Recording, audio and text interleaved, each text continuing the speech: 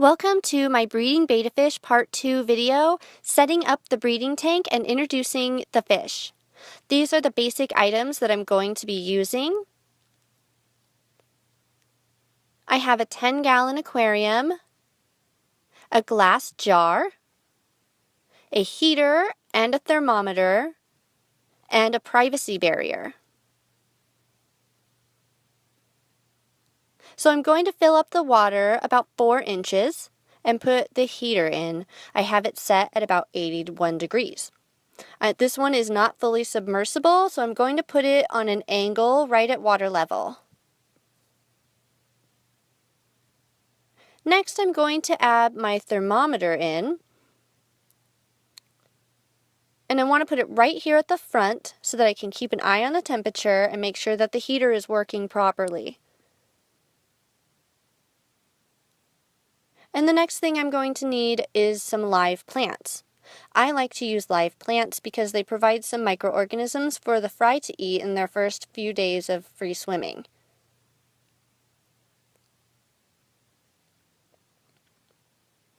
And I'm going to add a few more plants for some nice hiding places for the female, and the male is ready to go in.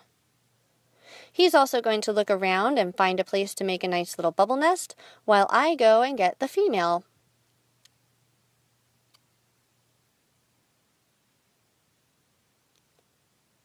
So I'm going to bring her over here in her glass jar. And the male's been in there for a little bit, getting used to the area, looking for a spot to make his bubble nest.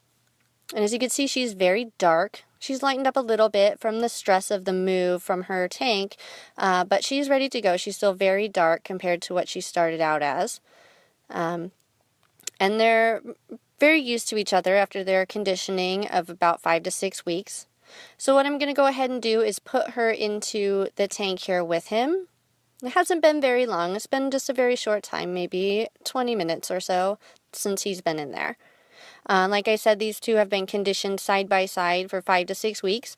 I do have that video up if you're interested in seeing how that was done. It's part 1, conditioning the fish.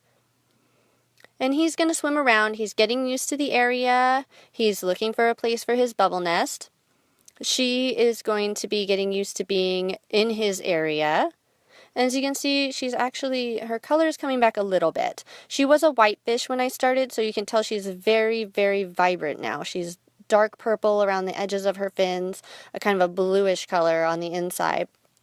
And when she sees him, she actually gets darker, so it's a good sign that she's ready to go. And I'm going to go ahead and let them hang out here in this tank for about an hour or two to get used to each other, get used to the area before I release her into the tank.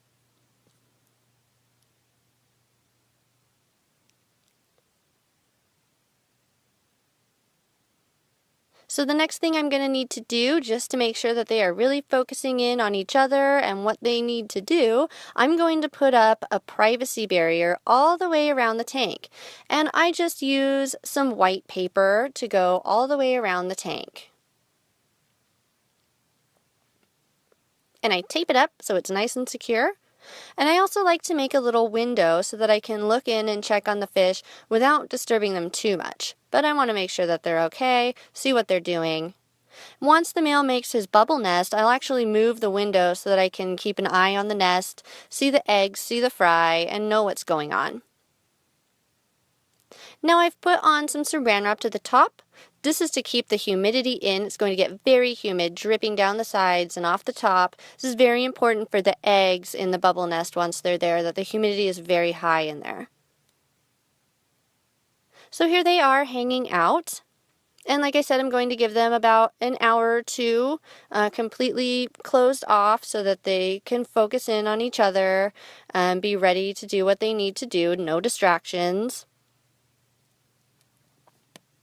And he literally is just going to swim around her jar for the entire time, just checking her out, trying to get her to pay attention to him. He's very flashy.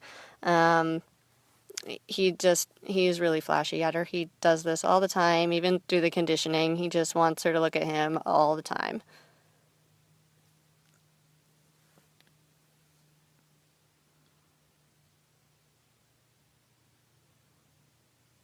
Okay, so I've given them their time. As you can see, her colors are very dark now. She has settled in a little bit after the move.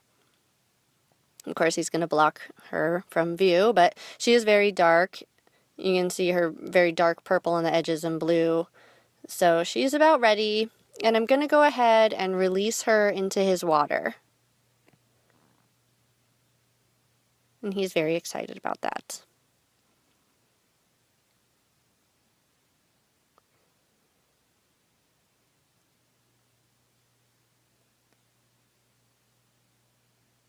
All right, there she goes, and he is going to chase her. That is expected, but they'd calm down very fast.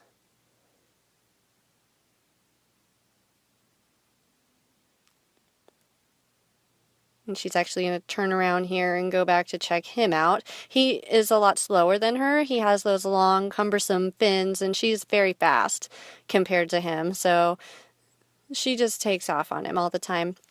And now I'm going to go ahead and just leave them be. Try not to disturb them too much, just keeping an eye out for bubble nests and see what they're up to. But I'm just going to leave them alone.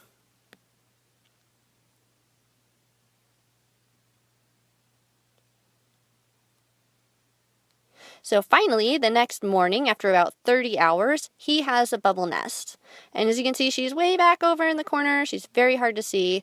There's her little reflection in the bottom. It's hard to get a picture of her from where I've moved my window.